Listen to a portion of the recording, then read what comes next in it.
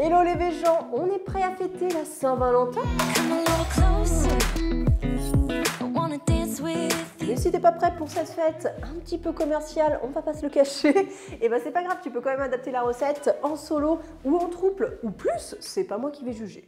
Et pour ce plat festif, qu'est-ce qu'on va faire? On va remplir cette assiette de tagliatelle rose, d'une belle sauce au champagne, de crumble, de tempeh avec des noisettes, et par-dessus des jeunes pousses d'épinards et du piment d'Espelette, et avec ça vous allez être bien. Et qui dit fête commerciale dit cadeau.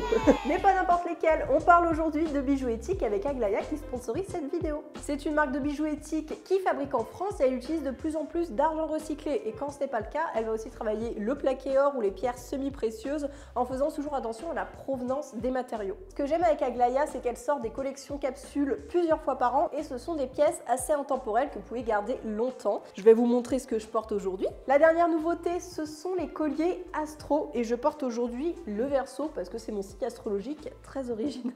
J'ai couplé ça avec les boucles Sirius et j'aime beaucoup ce trio d'anneaux. Également le bracelet Maria en grosse chaîne comme ça, en grosse maille, c'est visible, j'adore. Si vous avez envie de vous faire plaisir, il y a encore plein de modèles, voilà moi j'ai choisi selon mes goûts. Vous avez mon code promo qui est valable à l'année et qui est la petite au carat 10 qui vous offre donc moins 10%. En plus sachez que pour vos achats, la marque reverse 5% de ses ventes à différentes associations que vous pouvez choisir au moment d'effectuer donc votre commande et il y a notamment L214. On commence la recette, elle est simple mais il y a quand même plusieurs préparations à lancer à la fois. Donc là pour l'instant on va hacher des échalotes. Dans une poêle on fait fondre de la margarine et je mets les échalotes. Et là, on les fait revenir sur feu doux moyen pendant environ 5 minutes ou jusqu'à ce qu'elles soient translucides. On fait attention à ce qu'elles ne soient pas trop colorées. On lance en parallèle le crumble de tempeh, c'est très simple à faire. On ne ressent pas d'amertume ici, franchement, c'est bien caramélisé, donc pas besoin de perdre du temps à le pré-cuire à la vapeur. On va concasser des noisettes et hacher l'ail. Avec les échalotes, je verse du champagne ou alors un crément ou même du vin blanc. Voilà, vous faites aussi selon votre budget. Et on va laisser réduire sur feu moyen fort. Dans une autre poêle, on verse de l'huile d'olive. On fait chauffer sur feu moyen fort et on met notre tempeh émietté. Donc on le fait au dernier moment à la main comme ça. Ça va assez vite de le faire comme ça et vous pouvez garder plusieurs formes. Des fois des plus petits et des morceaux plus gros, ça va être sympa en bouche. J'ajoute dans la poêle les noisettes, le thym et l'ail haché. Pour le crumble de tempeh, on laisse revenir sur feu moyen fort jusqu'à ce qu'il y ait une belle coloration. Et on met une petite pincée de sel, mais pas trop parce qu'après on va venir assaisonner. En parallèle, je vais lancer les tagliatelles à cuire dans un grand volume d'eau salée et on les colorera après. Pour la sauce au champagne, je vais ajouter de la crème végétale. J'ai choisi cajou, mais vous pouvez partir aussi sur du soja. Alors le risque avec la crème de soja, c'est que ça tranche en contact avec l'acidité, que ce soit le vin blanc ou le champagne. Ça, c'est vrai que c'est un peu délicat. Donc ce que je vous conseille de faire, c'est de l'ajouter en une seule fois au centre et de remuer délicatement sur feu moyen pour bien incorporer la crème. J'assaisonne la sauce avec du sel, du poivre. J'incorpore aussi du miso blanc. Vous pouvez partir sur du miso un peu plus brun si vous voulez les choses un peu plus corsées. Et j'ajoute les jeunes pousses d'épinards. On repasse au tempeh maintenant. Alors je sais que c'est un petit peu difficile à suivre parce qu'il y a différentes préparations, mais je crois en vous. Et puis vous pouvez vous faire aider. Vous pouvez être deux, hein, ça va bien aussi. Donc là maintenant ce qu'on fait, c'est qu'on déglace avec du tamari et du sirop d'érable pour donner un petit côté caramélisé. Et on laisse comme ça sur feu moyen quelques minutes encore. On réserve notre crumble. Vous ne rincez pas la poêle, on va en avoir besoin tout de suite. Donc là, on a une belle betterave qui est cuite. On l'appelle si nécessaire et on va couper des tranches d'une épaisseur d'environ 0,5 cm. Maintenant, vous coupez chaque tranche en 6 comme une pizza et on va faire des petits cœurs.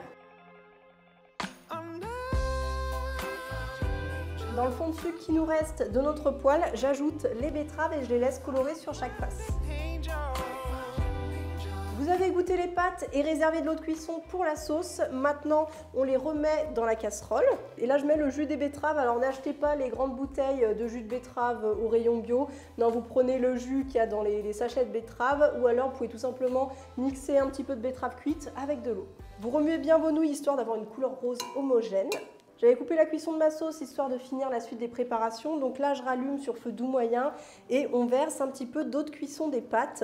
De toute façon, dans toutes vos sauces pour accompagner vos pâtes, je vous conseille de mettre de l'eau de cuisson. Ça va apporter un beau liant. Et là, le but, c'est d'avoir une sauce à la texture crémeuse, ni trop épaisse, ni trop liquide. Je vais goûter la sauce et voir s'il faut corriger l'acidité. Non, elle est très bien comme ça. Elle est très bien comme ça parce que justement la noix de cajou apporte pas mal de rondeur. Mais si besoin, vous pouvez ajouter un petit peu de sirop d'érable pour rééquilibrer l'acidité du vin. Et une fois que tout est prêt, on passe au dressage.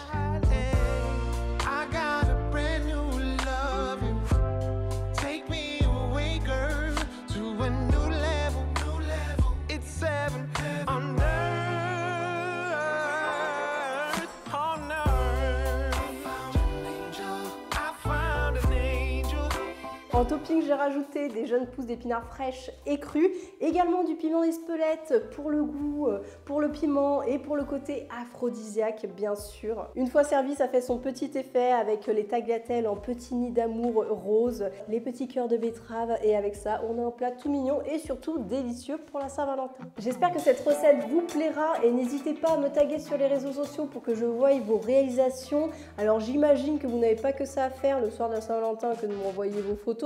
Enfin, les photos de vos plats, hein, je veux pas voir autre chose.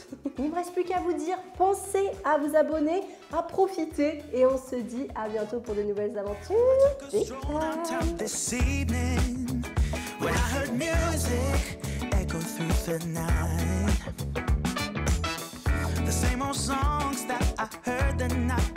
So I started running so I wouldn't be too late.